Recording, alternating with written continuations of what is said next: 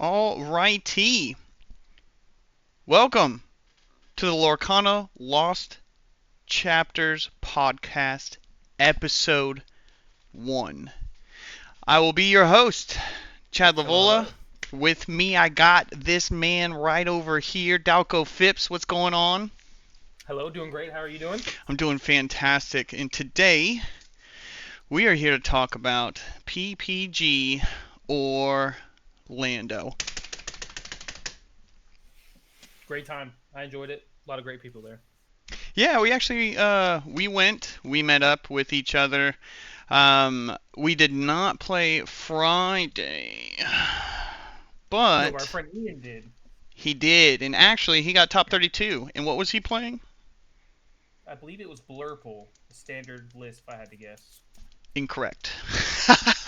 He was playing blue green, and he actually would have gone pretty far in the 5K.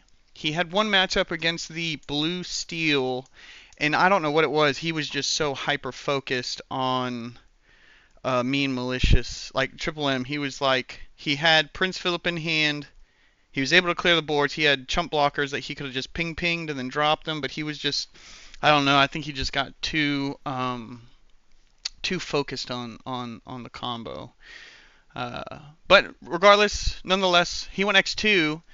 Wasn't able to squeeze into a top 16. He definitely got, I think it was three. I think three people were able to squeeze into top 16 or top 16. Yeah, that were X2s, and he was unfortunately not one of those. So Those disappointing. tiebreakers. They killed it, Yeah, man. you hate to lose like the first two rounds are everything in my opinion. If you can get past that, that's where it truly matters. Yeah, the Um, opponent win percentage definitely just is so much better once you get to that breaking point. Yeah, yeah. And of course, that's when you play against like the crazy like the non-competitive but competitive decks. Like those are where like those slide decks get in and can beat you and then they lose the next 5 rounds. And then screw up your That's tiebreakers. true. I mean like it's pretty disappointing. But that was Friday. Saturday, the 10K. That was where all the magic was happening. I played 219 people? 219. You played. I did, yes. Ian I brought, and Dan played. yes, two of our essentially best friends also played in it, so little four-man team we had going on there. How did you do? I started out great in the day, 2-0, and then after that, it just all fell apart. I don't want to say with matchups, but definitely misplayed a couple times versus dogs. Once I throw that Chronicon down, I'm on a purple deck, so it's either race them or you can't trade because they'll get underneath you. would And then I you went with good. What'd you play? I played red purple, of course. Ooh, My red love. purple. Okay, okay, okay. Do you remember your losses? Yes, Chroma Dogs, and then two Blurples. All three of them great people. Uh, but yeah, those were my three losses, and then after that, I decided to drop from the tournament. Very good.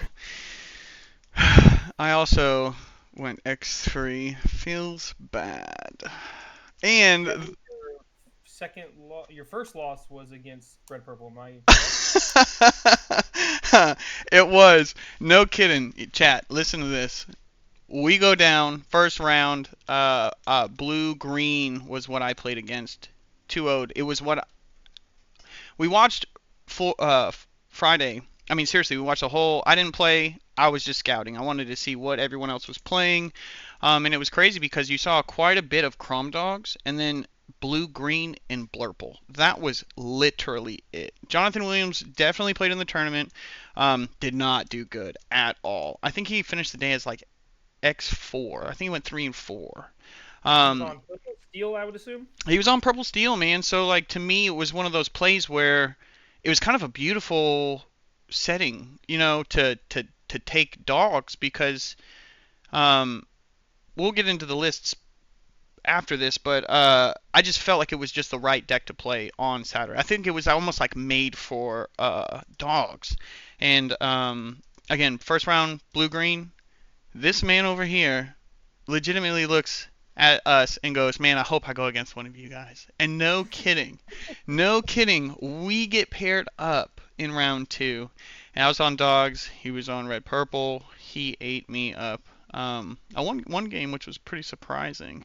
Um, but yeah, it was just rough. And then we got paired up to another purple steel. Well, a purple steel, again, harder matchup for my deck list, and then to top it off, to just sprinkle in the most best matchup I could have had, I went against another red purple man. And this is one of those where we'll get into the numbers here pretty soon, but man, oh man, like, who would take that here, you know 8 people you to be know, exact. 8 people legitimately took it here out of a 219 player tournament, and we'll get into those numbers here pretty soon. But definitely, it just feels bad because it's a bad matchup, and some people always say, well, I wasn't on Chroma Dogs, I didn't play the Chrome, so we'll get into those here pretty soon. But everyone else, yeah, at the end of the day, X3 was how we finished. It definitely was a little bit unfortunate events of the day. I feel like being able to stay on the undefeateds where the dogs and the blue green were, I mean, running rampant on the tables. Once you get into that X1 bracket, you're just going to go against purple steel. I mean, it's purple steel and just red purple. So it was also my birthday. Happy Great, belated birthday. great way to celebrate the birthday by going to an event and scrubbing out. Feels good. Feels good. Uh, Happy oh belated. man. All right, but sweet. Yeah, let's get into the lists actually. So we'll go ahead and jump into your spicy McSpicerson here real quick. We got the beautiful list right here, red, purple. But you have a little bit of spice, man. You are cooking in the kitchen. We got Yeah, I don't some. know if I'd call it spice, but inconsistency would definitely be a good word to use for this list.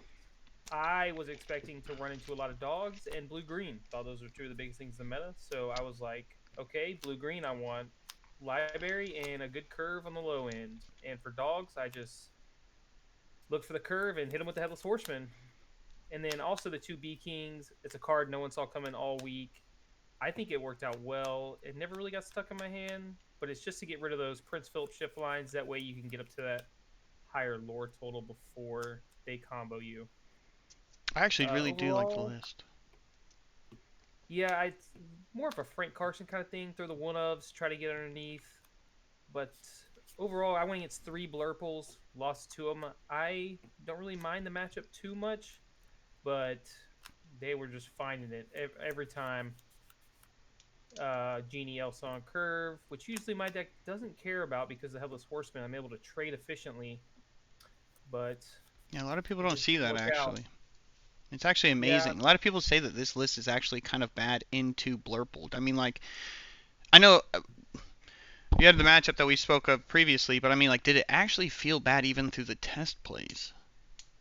no, I mean we tested it, and because everyone was telling me it's a bad matchup, they're gonna ramp and be ahead of you. But as you saw in the testing, I mean, this it, deck kept up. I mean, it really and truly did. The trades between like Genie first, your Genie, Elsa trade, Headless Horseman came down, and it was like it changed everything. Actually, I mean, truthfully, it really did. That card is actually a lot stronger than I think most people view it. And the longer it sticks around, I mean, it just makes threats like a concern. Like your 0-1 Diablo becomes now something that can trade into anything two, threes. I mean, shoot, you could even bump it up to fours depending on how the trades actually interact. I mean, you play the Iagos, you play the Genies, you play the Dumbos. The question that I'm curious on is the Sisus. I mean, like, did you feel like those were even, like, did you ever sit there yeah, against like blue green and you were like, yes, this thing's like freaking huge? no, that's the thing. I think every deck in the meta nowadays is sitting around that 1 to 3 card range. I would say you're Yeah. either holding part of the combo or you're going against aggro, and they're getting underneath it. So Sisu was more or less just that two body quester, and it was supposed to be there to go fast. I couldn't decide whether I wanted the Peter Pans or the Sisu, so obviously I just split them. I don't know if I would stay with those numbers, but since I'm not playing the Timothy Q Mouse, I didn't want to bump up Peter Pan that super high. Right. I think I need to just go more with a strict list next time.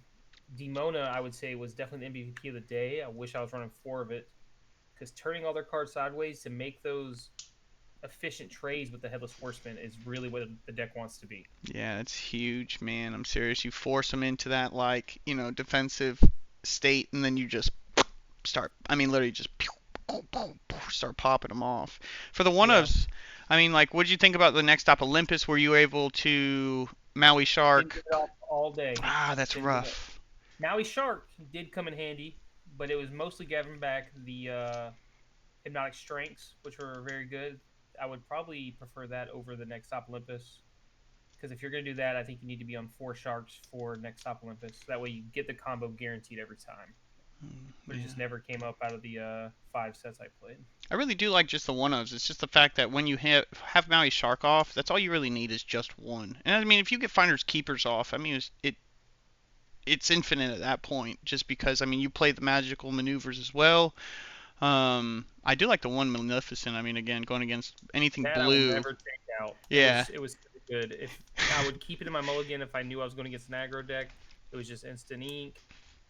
It allowed me to keep up. I mean, I think three times on the day, which is crazy for one of. It was just hitting the. They would Hades me. I would go up to 9 ink, and then I would just Maleficent Dragon their Hades, and they'd be like, "Who is playing that?" and and that's the reaction I want in the tournament. I don't care really about the performance. Obviously, I want to top and do well, but just to throw people off is always a good time to me. All right, fantastic. All right, we'll go ahead and we'll move. Well, actually, one more question. Cheshire Cat. How busted is that card? Probably the best card of the set, if I had to guess. I would also agree there. I think that if you're Yeah, I playing mean, Blurple or anything purple, not even just Blurple, I think that's like a standard four of in anything. I mean, yes, and I think I see a lot of Blurple list. Maybe not play four of it, and they'll just play like two to three of the bells. I, that's nasty. yeah, I don't know about that because it's just so efficient at keeping the board traded. I can't tell you how many times I'd have like a genie and something else on the board, but they're taking out my three drop Yeah, because they 100%. want that card off the board. They will Hades it, they will else it. They're doing anything they can to get it off the board because it's just so efficient at trading, and that's what this deck wants to do. Would you take out the one drop Diablos if knowing what you know now, going through the like how did that feel? Did it ever was it a did you ever look at that card and be like, "Dang, I really wish this was just like a Rafiki or even another Palace guard?" I personally think with the four Cheshire Cats that I might want to change it to Mulan. I think that would it just opens up a trade pattern and a 1-2-3 curve that Mm, if you don't have that four drop, which this deck usually does based on the numbers, that Mulan having that two damage is very relevant. okay, very good. Alrighty. Well, let's go ahead. Let's jump into the what I The thought was Sea just Dogs. this. I mean, literally, you want to talk about somebody bringing a deck specifically to beat other dog decks. This was the deck, man. And honestly, I loved it. I truthfully really did love it. I feel like I actually just lost. And I didn't get to go against any dogs. That's the sad part. Most dog decks are playing Chromacon and the Under the Sea. I can't get behind that. I do think that it is really good. But I just feel like there's just so many dead draws, and I think that Chromacon is more better against the purple, so I can understand why you play it. It's just again, it's one of those scenarios when I was looking at Friday, all the people that were there. Again, stupid me. The numbers were, I mean, literally the most played deck was purple steel. I mean, let's be honest right here. I think it was like That's definitely 49 format. people. Yeah, 49 people were on it. It was the highest played deck. I definitely thought that I could go ahead and just get into the winners bracket and just kind of just, just gas no breaks it. And unfortunately, that was just not the case. Um, I will say, playing this deck, don't like the Webby shift. Definitely taking that out. Never did I actually get that off, and it was somewhat beneficial. If I tried to play momentum with them, it was just a slow card. It didn't really do anything in the trades, and when I was getting it off again, it was against Purple Steel, which is nice just because it has Ward, but I mean, like, It's Lexington on you, this. you know what I'm It's on the saying? same Like curve. it's, and I do see why people do play it, but most of the time, man, that is just ink fodder. I promise you, it is just ink fodder. Everything in the deck, the only thing I would say that's a little bit more different is the Flynn Riders, and the Flynn Riders were actually like MVP almost. It was just the fact that I could threaten a 3/2 to actually combat the purple steels. I actually really did like it. It was the same thing, and truthfully, I played two shift tramp dapper dogs just again going into the purple steel. I wasn't trying to lean into that deck too hard because I still wanted to go all gas no brakes. But when that card hit the field, I mean it was just crazy because just turn card sideways, they kill them, I get my whole hand back. Purple Steel didn't really have a way to get rid of them unless they like establish board presence with like Cobra Lexington into an Elsa, which again is totally possible, but rarely was it actually a thing. It was more or less like Hook, Calhoun into a Cobra, into a Genie, into the Elsa. And by turn 5, I felt like I was able to establish way more board presence and threaten them with, a big tramp. And again, Under the Sea against that deck is still actually pretty good. So it's pretty much it on this one, to tell you the truth. Just wish My again I only went gas no brakes a little bit more. my only question is with the meta that you saw with the purple steel and again 17% of the meta was also blue purple. Do you think improvise has a spot to come back in this deck I as a do, evasive answer I and do as honestly, what I've been thinking about was improvise and potentially the horseman like strikes. I actually do like that card, and low key, I mean it's just the fact that it's not an actual dead card. I'm not saying improvise is a dead card, but just for one to draw a card, maybe kill an Iago or even like a potential palace guard or any illusions, cobras. Um, it's good. The lullaby did the same deal. It was also, I mean, it was beautiful whenever they like, they went uh, Hook Doc, one Calhoun, maybe a Cobra, and Genie Elsa. And I'm like, lullaby your Cobra, or even like a freaking Calhoun if I really wanted to. But, Under the Sea them. It wipes their whole board. They stick with one character. I'm totally fine with that. And then just again, just questing out, I just think is just outrageously good. But I, Improvise is one of those that I do think is actually still a pretty good card. Any card that allows you to draw, I do like all three of them: Improvise, Lullaby, and Horseman Strikes. Horseman Strikes actually kills a little bit more on the purple side. Lullaby is just going to kill anything that's uh, an illusion. And improvise is again, if you're really just targeting it for a kill spell, you're just going to do it on illusions. And for 1 mana versus 2, at least I can sing the lullaby. Which I mean, you do have the Mowglis, you do have the Ursulas, you do have the Tramps, Lilos, Go-Go's, things to be able to sing. So it's really not even like that bad for turning one card sideways to draw a card and kill an Iago. It feels good. I agree. I just also see the lines with the one drop lady that improvise can provide. But my hmm last question with this list is why the 3/3 split on Mowgli Ursula? I really was trying to limit myself on the two drops. I think it's very essential to draw into your Ursulas and Mowglis, but I wanted to do it on turn 3, not turn 2. So with the cuts of the numbers, I mean, if I was doing the 4s and 4s, they were always just in my hand, don't get me wrong, but when I was able to cut them just to make a little bit more room and tight, uh, it gave me that, like, play a card, go, draw 2 cards off of the, draw phase. I was able to find them out of 9 cards every time still. So the numbers were just there for me. And plus, when you get 2 of them in your hand, it's really not that good. You're really just looking for one, unless, of course, you're the opponent or the person you're playing against just got the nuts with double songs in their hands, and if they got it, they got it. But no, I just feel like you only really need one. And truthfully, you want the Mowgli's whenever you're going against like blue green. But at the same time, like Ursula is the real MVP in there because you're able to choose. You want to be able to choose the actual card that's going to get the problems, instead of like whenever they reveal their hand and they're like, oh, I have a visions as well as the triple M, and they just throw away the visions. The Ursula is like what really is just like, it's, you get to choose what is happening, versus the purple steel decks. When you play Mowgli, more than likely they're just having one card, and that's just because they got it on curve. Makes sense. No, I think it was a great call with you're essentially playing the Sea Dogs into the other dog matchups, and then also to get under the blue decks, which Right, I that thought was was a just great call. strictly the plan, man. And again, did not work out. Was able to run into, of all the people, it was you to just crush my dreams, and that was it.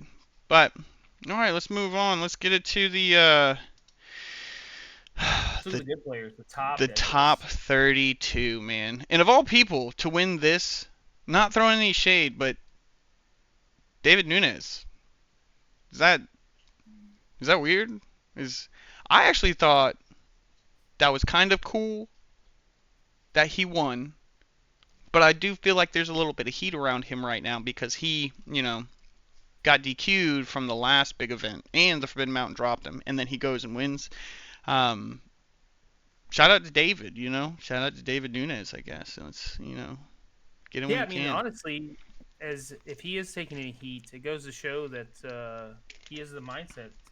Whether people like him or not, he's going to get in there and play some Lorcana, Right. and he's going to do it the best. Right, if I So win, hey man, just be mad, be mad. yeah, But Purple Steel, let's talk about these numbers actually here. Let's check this out. I actually got a little bit of a cool, where's this bad, beautiful thing out right here? All right, we're going to go ahead and bust this out before we bust out the actual deck lists. We got a pie chart. We had, out of the top 16, this is just top 16. no, this These right here is the whole tournament. This is the whole okay, tournament. This gotcha, was the highest played Purple Steel. After makes that, sense. Green Blue. After that, Blurple.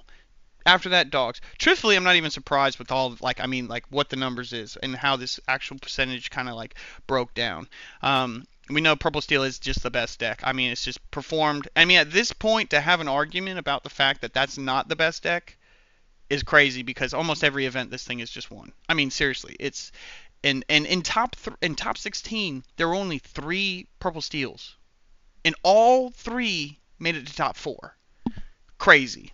That is That is actually crazy. that. I mean, that shows you numbers right there. Purple Steel is just the best deck, 100% hands down. It's got the best cards, the best draw.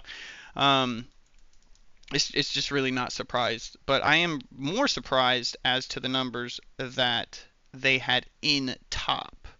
Only 3, all of them making the top 4 is pretty crazy, but just 3 in general, I thought it would be a lot more. But again, that goes to show you on they definitely probably were more or less on the X1 bracket and going all the way up. Except I know Jonathan Williams definitely was undefeated for a little bit. I think he went all the way. Um, but the next best deck in the numbers, blue green, Blurple, Dogs, and then we got some crazy numbers where you got 8 people playing red purple. You got 8 people playing amber steel. I think it was blue steel was 18. And then again, you had like one person on yellow red, one person playing yellow purple, the combo deck. Very surprised that more people didn't play that CTS actually. winner. You Yeah, know, not I everybody thought can for pilot it. sure. I thought people, and that was more or less going into this event. I thought more people would actually be scared to play Purple Steel because that deck beat Purple Steel. So in my mind, it was like this deck was gonna actually have more showings than what it did. Definitely proved wrong at this point. I would agree. But I mean, out of these numbers, are you surprised at all being represented on like at least the big 4 for the moment? No, I think blue green. That's where the control players lay. So you're always going to have that large number, 20%. Blurple, I would say historically the counter to purple steel. They just play the purple cards one turn sooner. So you would expect that matchup to be good. And then I think dogs kind of has that cult following of we want to go fast and we want Let's to win the go. game. I do like the cult But at the, following. but at the end of the day, purple steel. I mean, it's just Why got aren't the you playing it? numbers. You know, Yeah, at this point, man, and we'll even get into that because we'll talk about a little bit about DLC Richmond coming up. But yeah, for the numbers that was going on in PPG Orlando, I was just super surprised in the fact that there was more purple steel still represented after the fact that Zan took CCS with a deck that beat purple steel, and people just showed they didn't even care. They were like, man, I mean, if you're playing it, you're playing it. If not, it's the best deck in the format. So that is pretty crazy. But going back to the deck lists, first place, purple steel. Uh, Purple Steel second place. Third place, Dogs. Fourth place, Purple Steel. I mean, come on.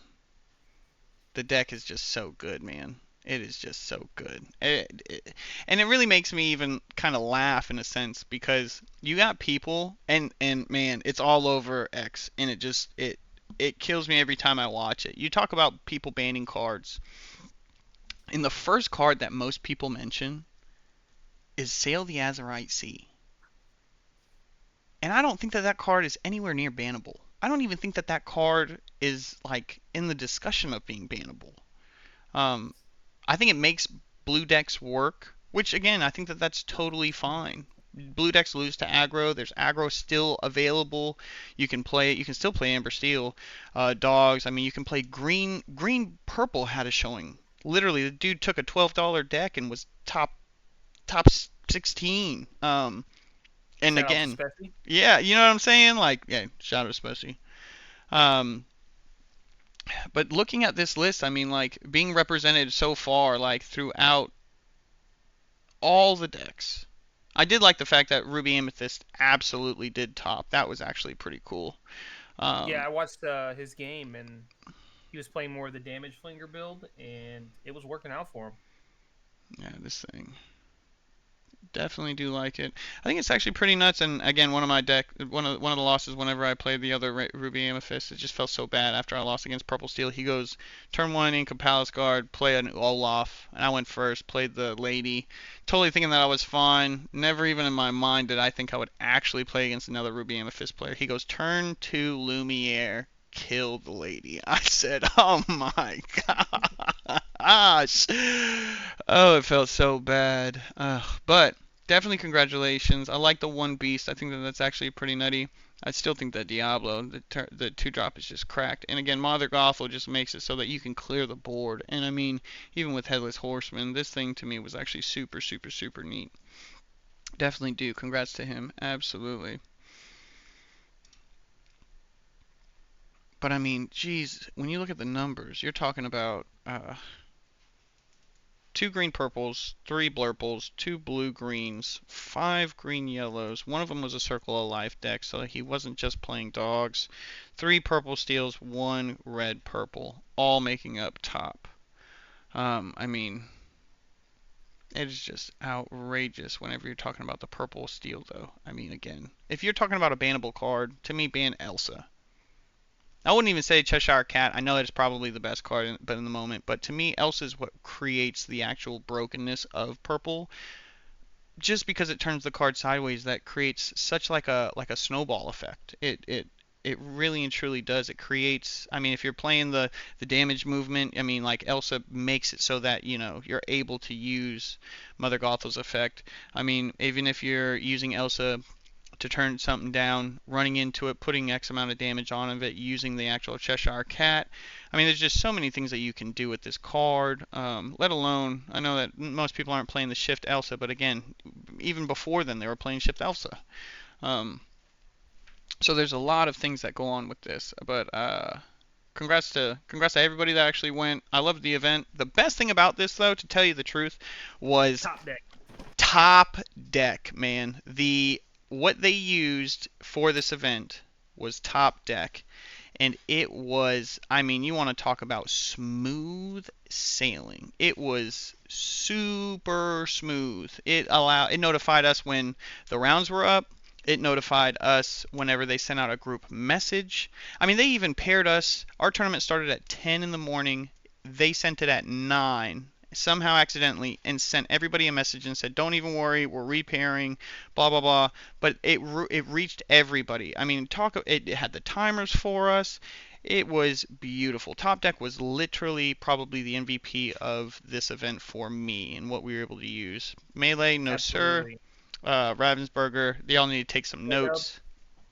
I mean, it is just crazy. That was such a surprise and a very very lovely thing to actually be able to use. Um, David Nunez's deck to me wasn't One anything. Iago. One, one That Iago. was the crazy thing to me. With all the purple matchups, I think a lot more pure purple players have been throwing in the Hidden Knock strengths to answer the Iagos. and he went with one. Yeah. So And that's the card in the mirror match that you actually really do love. I mean, Jonathan Williams talked yes, about it again. When you get Niago in the mirror match, I mean, that thing feels so big. So big. One he hurled his Thunderbolt. The Lexington to me, I mean, again, this deck is just, I mean, it is two just genies. How do you feel about two that instead of four genies. Lexington? I do like that actually. The two genies, man. Better with the Dumbo, but it doesn't have that Absolutely. four stat line like Lexington. I think that's pretty relevant. It trades into Dumbo, stays alive. It gives you the ability to use Cheshire Cat again. I just think that I actually even like the Jafars again. Anything that's able to make Dumbo, draw you an additional card in the mirror matches, I think it's just so good, man. It's just so good. Let's look at Jonathan Williams. He's busting out the two Iagos, swapped it up. Magical maneuvers, liked it, liked it. Got the I mean, you'll notice Tinkerbells. here that Jonathan Williams didn't play the Hypnotic Strengths. He only had one Iago, but I think it did come up in the games where he was able to Hypnotic Strength his Dumbo, draw a card, and get rid of a 4 drop, which definitely, board control is the Everything only thing that matters in the in this mirror match. matchup. Yep, yep. The more Yes, bodies, the better. and whoever draws the Demona first, and Demona, man. Absolutely. But the lone man of the day, Alec, brought it all the way with dogs to top four. And to me, this list, I mean, it's the I love the fact that he played one of the tramps as well. I'm telling you, whenever you get into that matchup with the purple steel, this card is just nuts. I do like it with blue green if you get it off. The problem is when they Hades it, it's kind of like that kind of sucks. But I mean, if you can get it out and they're gonna go mean malicious, you're gonna draw some cards. But ultimately, most of this is all standard that Will and everyone played at CCS. The one Webby, again, for some reason, just not a fan. I do see the potential. It's just I'd prefer to always have a different card in my hand, yeah, the preferably. immediate differences I'm noticing are the Rajas, and then obviously the Chromacons, which you decided not to run. But how do you feel about the Rajas in this deck list? Oh, I think it's a beautiful thing. Again, like when you're able to go turn one, the lady, and then turn two, be able to play Webby Bump the lady and drop like, a Daisy or just anything to follow it up with. And then turn three, slamming the Raja, and then turn four, throwing down the Chromacon. I mean, like, seriously, that is just, I mean, it is very very impactful like right then and there because now they're not able to take out the lady that doesn't necessarily trade with a 0-3. It protects everything, and just having that 4 extra health really does matter. It truly does. So I definitely do like it. Definitely becomes like you pretty much turn the clock on. And again, when the Emerald Chromacon comes down, following up a bodyguard, it really does make the game a little bit harder. Definitely, definitely, definitely. But Love to hear congrats, it. congrats to all top four. Absolutely. What was really surprising is at the same time, I'm surprised that no blue steel. No In blue the top steel. 16, No blue steel. I think what surprises me the most is the number of blurples. We have two blurples in top 8 that I'm seeing, Yep. and weren't able to beat out the purple steel players. What do you think happened there? Oh man, tell you the truth, I don't know. If we go back in time and just talk about the fact that I mean, Blurple is supposed to be able to beat Purple Steel. I mean, like religiously, that was always the thing. That was the trifecta. If you want to go down that route, Purple Steel beats Amber Steel beats Blurple beats Purple Steel. But throughout this time, I just feel like they've been able the more that the purple cards are getting, they're actually adding a little bit more to combat Blurple. Because if I mean, shoot, for me, I would at this point, it's questionable. Why not everybody just play Blurple, bringing Blurple to the event, and then hoping that you don't see the dogs, don't see the aggro, and then all you're playing against is again the 26% or 24% of the meta that are at these big tournaments. I've seen some of the games that they've actually been playing that Purple Steel ends up actually beating the Blurple decks, and most of the time it's actually just missing the ramp. And even with him, I mean, he's playing the one extra one jump to make sure that he's hitting turn two ramp. Um, it's just one of those. I mean, they're also playing the Mim Elephants. I feel like a lot of this stuff is just so good into that Purple Steel, so it is very questionable.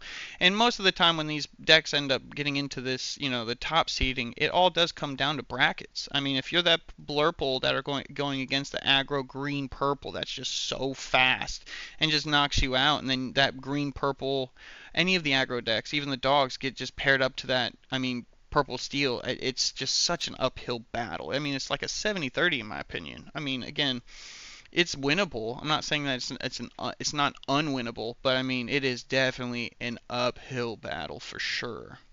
Absolutely. But definitely one of those where you really do have to sit there and just look at the bracketing. I mean, again, who played what played against what? Was it blue, green, and blurples? Was it just the aggros out took the blurples? Did the blurples hit not miss they didn't hit ramp? Were they just holding on to like three Hades and a genie, two genies?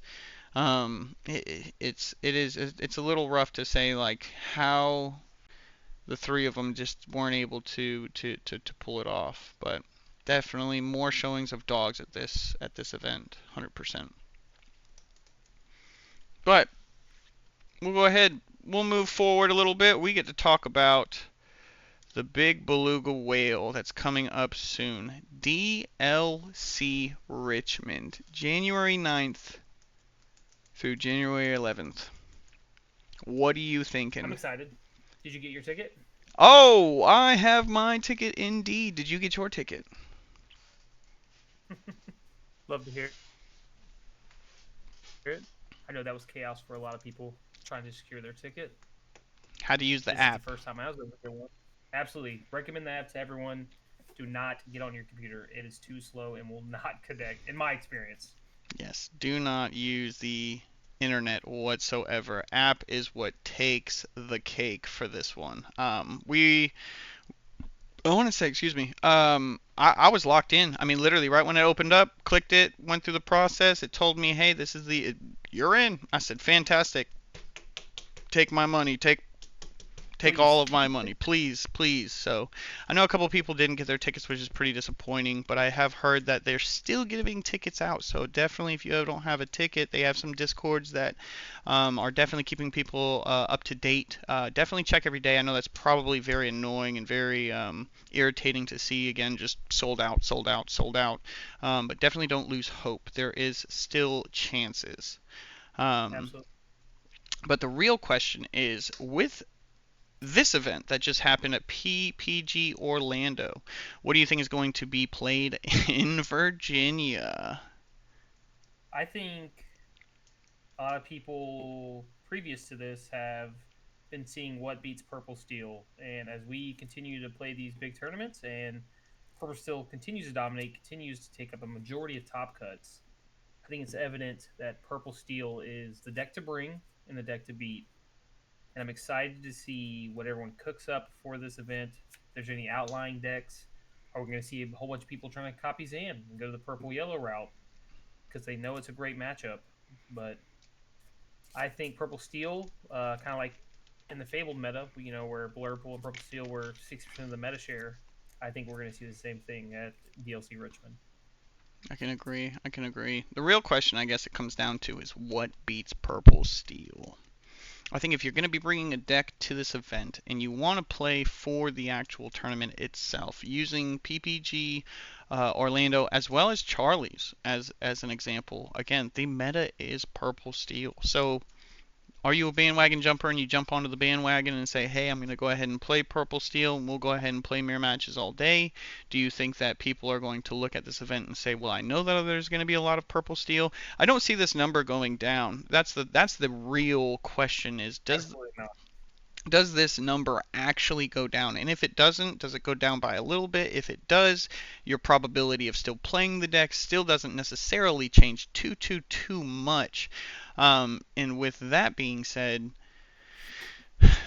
I'm gonna bring probably what I think is gonna be able to beat Purple Steel. I think that's what I want to do. I think you at this event you want to play for getting top. So what would be that deck? And I have two. I have two choices. I think mine would be Okay. Blurple. I think it would be Blurple. And the next one, actually, well, I mean, blue green also does do very well into Blurple, in my opinion. Purple steel. But another one that is actually super surprising to me is the blue steel. I think blue steel does amazing into purple steel. Are you talking about the Allies build or the new Cinderella 246 build? I'm cooking with the allies, but I will say Okay. this. I will say this. No matter how the route goes, if we went card for card, in my opinion, on paper, if you go turn one, one drop, turn two, two drop, I'm going like one drop into ramp, two drop into, ramp into three, and then my four is a big fat monster. I mean, I think that that's the issue is being able to do that board presence. I mean, you might skip one turn, but you're still getting the bodies to be able to use them to sing. I mean, Cinderella being able to sing He Hurled His Thunderbolt or even Strength of a Raging Fire to deal with like the Calhoun or even just target the Cobra is really good, and then slamming down the Goliath or even slamming down the Tinkerbells to be able to distribute the damages, or even just, I mean, coming down with a Namari. And I mean, when you get to turn 5 and you're coming down with just Vinnies and Hades, just, I mean, just blow this up, remove this. I mean, like that is super hard sometimes for Purple Steel to actually deal with. Yeah, I mean, I think if you get the ramp with turn two and then Cinderella, usually the matchup probably isn't too bad. I think it's the inconsistency of, oh, I just mulligan 5 cards to get my ramp, and now I have nothing but 6 and 7 drops in my hand, and they're running away with their 2 questers. And that's the big Yes, issue with the blue decks. I can see that. I guess that does make sense. But the That being allies said, build.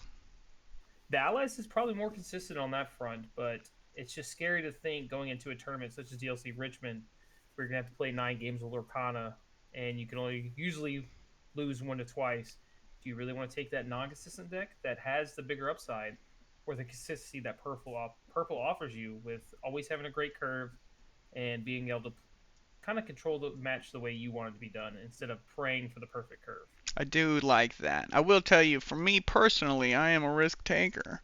But no, honestly, again, I think like the when you go into these events, again, that is the question. Is you want to play the most consistent deck. You want to be able to just have your curve every time, and I mean, when you talk about decks being able to do that, if you took all of the decks and put them all in line and said, you get your perfect curve, you get your perfect curve, and you get your perfect curve, I do think you would see a lot of a different result on these numbers when it comes down to top. And I think it Oh, just, again, 100% consistency. I mean, we'll even go all the way back to like Tiago when he won his CCS. I mean, if you watch that guy's games, it was just crazy. No matter what, it was like one drop, two drop, three drop, Genie, right. sing strength. You know what I mean? This guy hit it every single game. I mean, consistently. It was just, I mean, just an atrocity against his opponent every single time. So, um, again, it definitely does make sense when you're talking about the most consistent deck. So, That I think I'm going to take purple red and just pray for the best. I think that's going to be my judgment for DLC Richmond. I do like that. I do like that. I think it's still up in the air again. I do like the Blurple. I do like the. Again, I'm cooking with the allies. I definitely do like it. I do have a hard time being able to put down dogs. I think it just comes down to a little bit more of doing the math, being able to figure out what's going to be played. And again, we all know that's going to be purple steel. So I think it just really comes down to that question is just through playtesting and being able to figure out what is going to be the most optimal deck. And again, I'd rather take a deck that I would say is either 60-40. I would love 70-30 into all matchups, as in like, if I'm going to win 70% of my games and lose 30%, I'm okay with taking that as odds. But also it comes down to like, what am I losing those games to? You know what I'm saying? Like, if it's going to be a random amber steel deck or like a green red. I mean, like what? But at the end of A the day, Singer's deck. you know what I'm saying? Or it it all just becomes the numbers game. So if I think that's what it's going to end up kind of boiling down to is what does purple steel really do lose to, and what are the bad matchups that I would end up facing if I took, uh, you know, blue steel or potentially blurple. And blurple is right now with this tournament. I'm really leaning heavily with this math being something that really needs to be paid a little bit more close attention to going into Richmond with the amount of dogs. You know what I'm saying? A lot of times, again, purple steel's not going to go anywhere. Totally fine. Totally, like, that's just the reality of things. People look at that deck and say it's the most consistent. But what I want to know again is now what are the decks that are also being brought and how much of them are being brought. Ramp decks are just going to lose to the dogs unless you just get the nuts. Truthfully, I think looking at spooky sight could even be an opportunity to actually bring back. I mean, spooky sight to me is actually really good against blurple. I mean, purple steel. Purple Steel and the dogs. Yeah, Dogs I hate mean, to see like, it. I think this might be the time to go ahead and go in the lab, cook it up. People can talk crap about it, but I think it actually is really good. So, just something to think about. Definitely something to think about. Well, Awesome. fantastic. Again, well, I think that this is the end. I think this is the goodbye. I definitely think we will be doing this a little bit more. Thank you guys for tuning in to the first episode of the Lorcana Lost Chapters. Definitely until Thank you everybody next. for showing up. If Thank you you, have any thank you. ideas that you want to see on the program, let us know. We can always throw in more meta reports, more of the things for what you want to see in decks. So if you guys want us to cook up a certain deck, let us know and we'll look into it. Absolutely. Again, like, subscribe, leave a comment. Tell us what we can do to help you guys be able to provide you with any of the information that you guys would love to see a little bit more. Until then, we'll see you next time. Have a great Christmas.